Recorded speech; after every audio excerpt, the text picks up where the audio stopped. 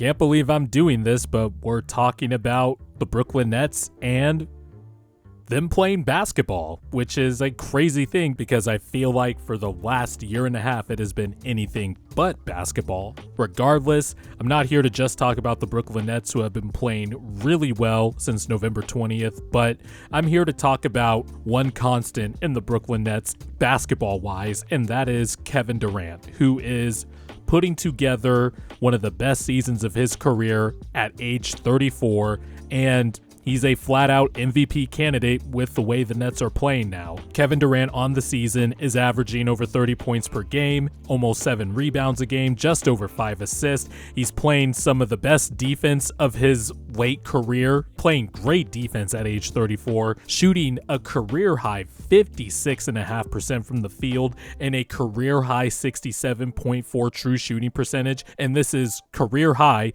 including all of the uber-efficient years with the Golden State Warriors. He was always an efficient player, but obviously when he joined the Warriors, it went to another level. So far this season, his efficiency has been better than that. And it's just fun to watch because I am somebody who, like many of you, I'm sure you guys saw the ESPN Top 100, and I just could not believe Kevin Durant fell out of the top 5. To me, he is still a top 5 player. Kevin Durant is right there in terms of having a case as best player in the world, but obviously the last 2 years, understandably, people have soured on the Nets and Kevin Durant, and all of a sudden, people want to revisit his legacy because he won those 2 championships with Golden State. I never really discredited Kevin Durant for those championships, although I do acknowledge that, yeah, they feel a little different, but to me, a championship's a championship, and he is one of the 10 to 12 best players of all time, and he is putting together another all-time great season. Since November 20th, basically when Kyrie Irving came back from the suspension for sharing dumbass conspiracy theories and being a dumbass,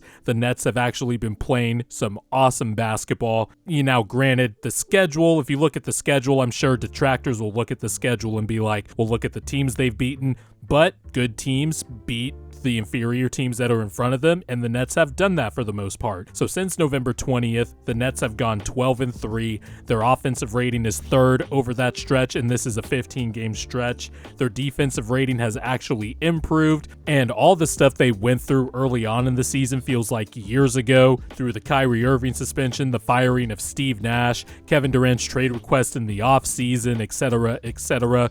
Jock Vaughn has this group playing well. Ben Simmons is starting to look like his old self, kind of, although he's still up and down, but Kyrie Irving's been playing well. Kevin Durant, though, has been a constant the entire time, and look at the numbers during this stretch since November 20th. I'm going to post the overall numbers on the year and then his numbers since November 20th. It is just stupid how good this dude is. He is the main reason that the Nets are 19-12. They are currently 4th in the Eastern Conference and only 3 games back of the Milwaukee Bucks, who are now the number 1 seed as Boston has kind of slid recently, and they still have a chance at the number 1 seed in the East at this point in the season. If you had told me this a month ago, and I made a video earlier in the year about how much of a tire fire the Nets have been, and this is coming from somebody who just 2 summers ago had the Nets as the undisputed favorite to win the championship heading into the 21-22 season.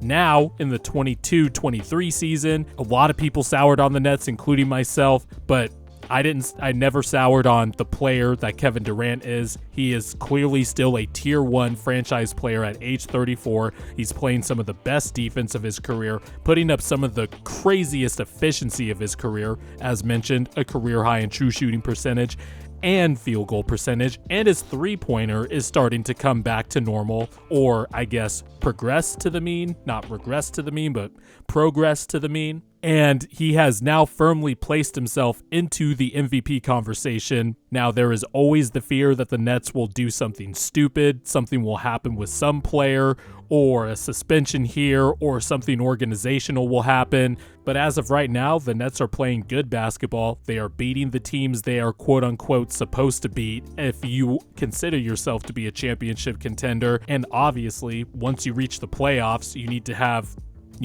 superstars like Kevin Durant, and I wouldn't consider Kyrie Irving a superstar, but somebody who is obviously one of the toughest shot makers in NBA history. But as long as the Nets have Kevin Durant and the Nets just focus on basketball and not do any stupid shit, this is what people 2 years ago were talking about when they were talking about the Nets, because they have this kind of talent. And if they just focus on the court, a lot of stuff will take care of itself. But as of right now, Kevin Durant is in the MVP conversation. He has busted into the MVP conversation, and I can't wait to do my volume 2 of MVP rankings at the 40 game mark, because Kevin Durant is a fast riser because he is putting up one of the best seasons of his career.